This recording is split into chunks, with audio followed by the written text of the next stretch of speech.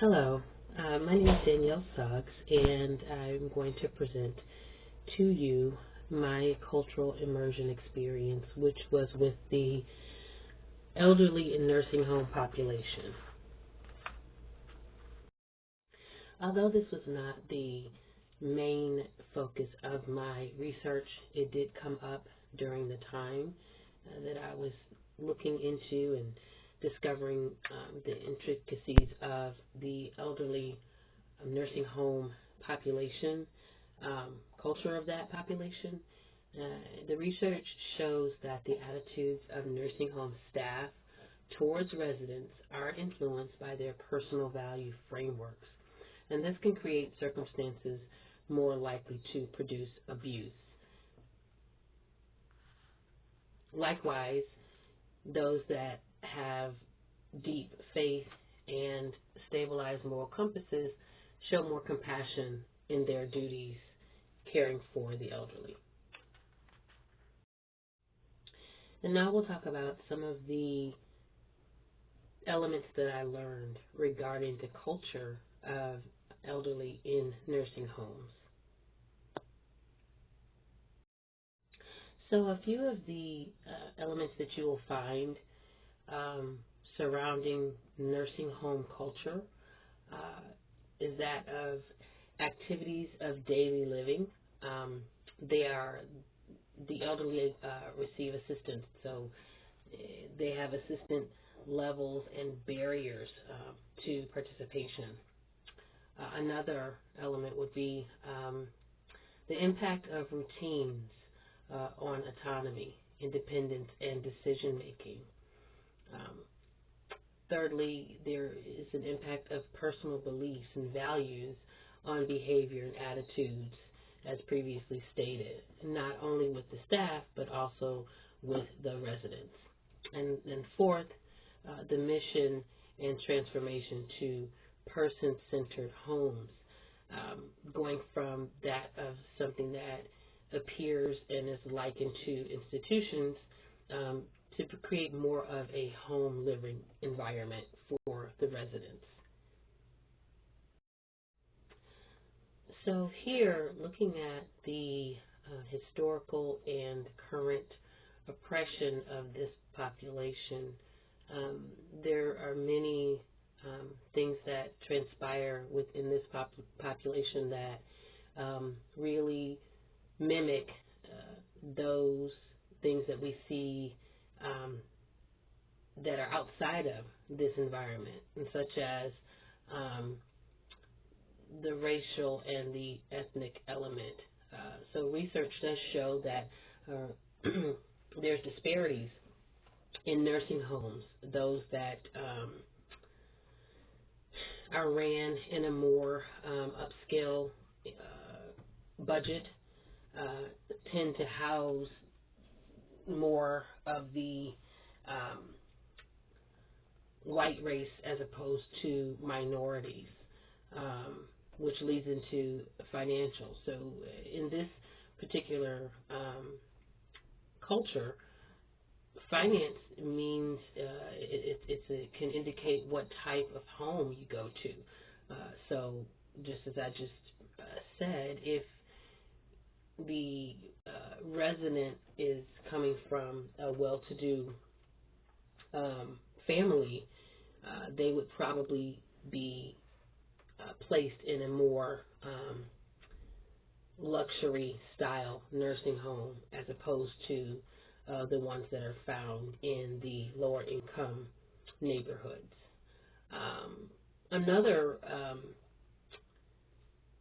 oppression that I discovered during my research is something that I would never have thought of, and probably most people wouldn't have thought of. That is sexual. Their sexual expression is considered a basic need that should be supported, but within this particular culture, it's often suppressed or dismissed, and that is something that was really eye-opening to me. So the first event that I attended was an outreach effort with the church. As for that was Christmas caroling. Um, I must say I very much enjoyed it. Some of the key things that I learned is there are several factors, such as cognitive and physical, etc., that can impact participation in the social events. Also, just attitude is very important in this environment. So enthusiasm can go a long way in encouraging the participation. There were some that were reserved, but as we as we made the effort to really connect, they began to participate more. And then just actively listening and the use of storytelling can be therapeutic. So during the time when we were eating, we just made an effort to give them the space to share, and they seemed to very much enjoy that. We learned a lot. I learned a lot. I'm saying we as the whole team, but I learned a lot in my interaction as well.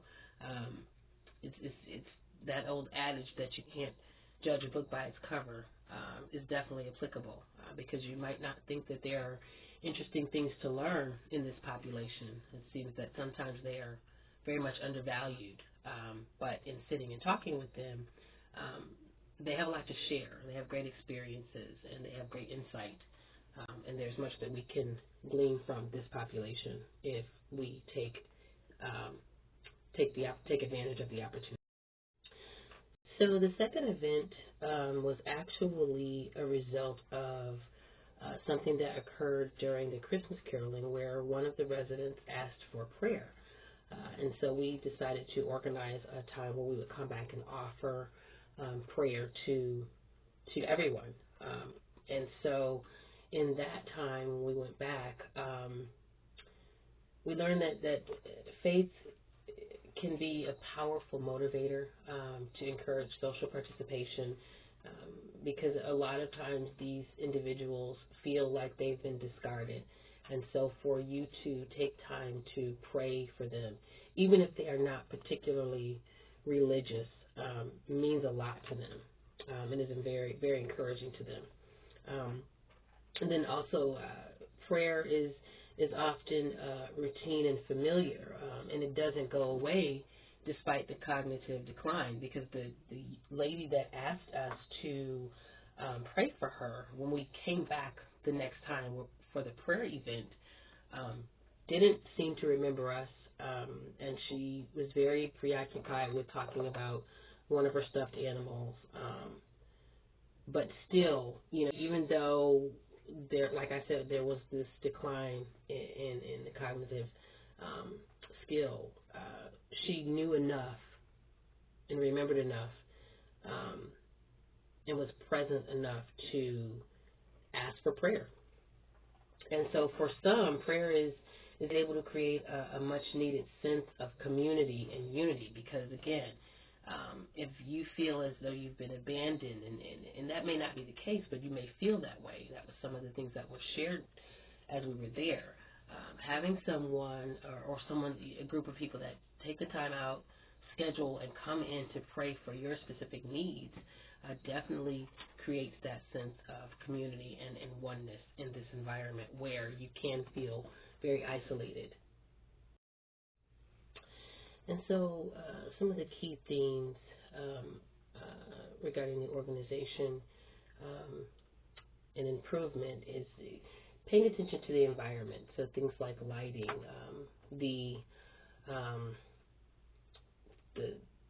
scent of the place, the furniture, whether it is cozier, whether it is more of an institutional setup. And then also the social participation, having those events with other residents and guests is very important to creating a more, I think, a better environment, a place where they would feel more at home. Having those daily routines and set schedules as far as entertainment and things of that nature, food and breakfast and things like that, and then even having some downtime, as well as that, again, creating a sense of community instead of the isolation. So these are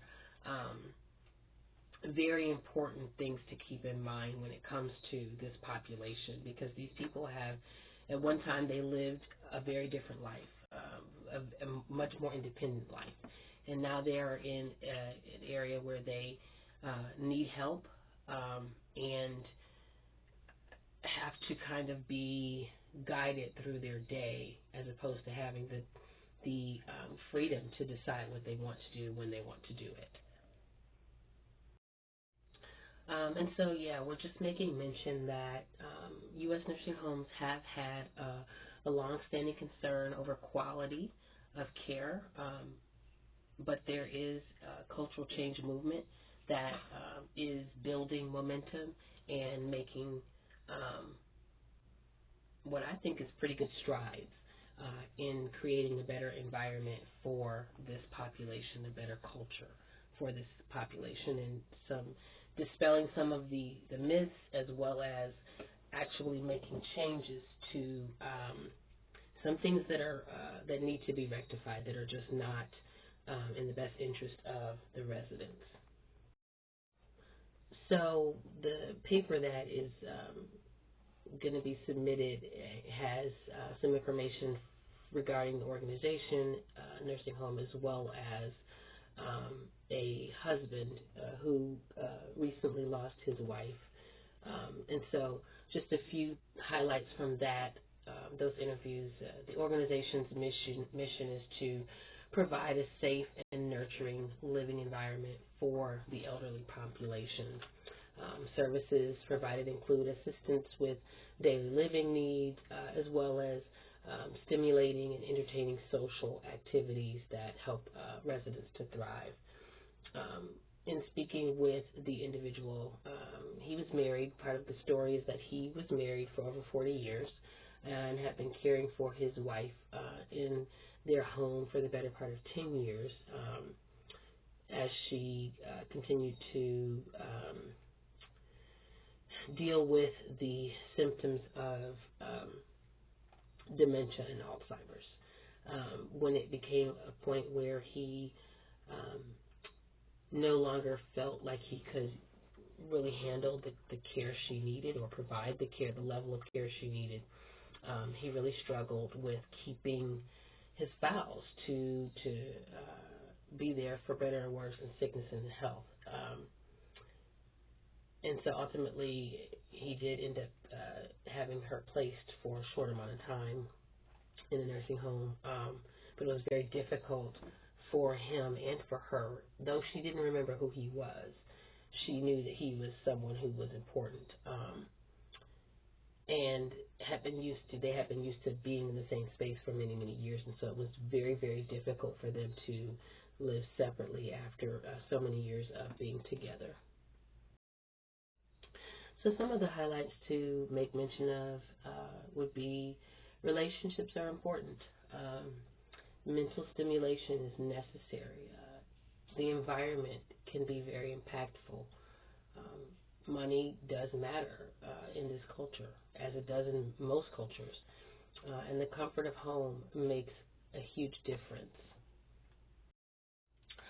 And so with regard to the cultural change movement, there's some specific principles that are in place as far as the environment, staff relationships, sense of community, staff empowerment and training, and continuous quality improvement process. This is what the sort of guideline is for this movement. As this movement continues to spread, these are the bones of the structure where we want to fill in, or they want to fill in those gaps, doing it one facility at a time.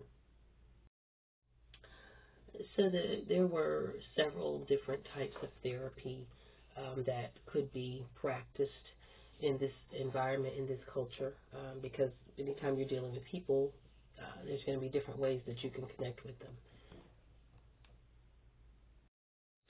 So one of the counseling theories that I felt was very applicable is psychodynamic counseling,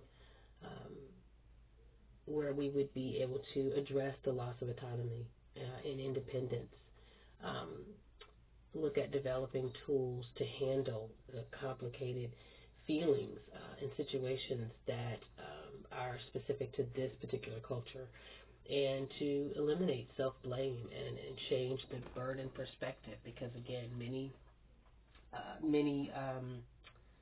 of these residents have that mindset, but if you are able to look at it as a health situation, then you can't really place blame, because we don't get to choose who has certain diseases that they battle. There can be treatment, and there's ways that we can do early detection, but ultimately you can't place blame on yourself for a decline in health in many respects. So I think psychodynamic counseling would be very beneficial in this culture.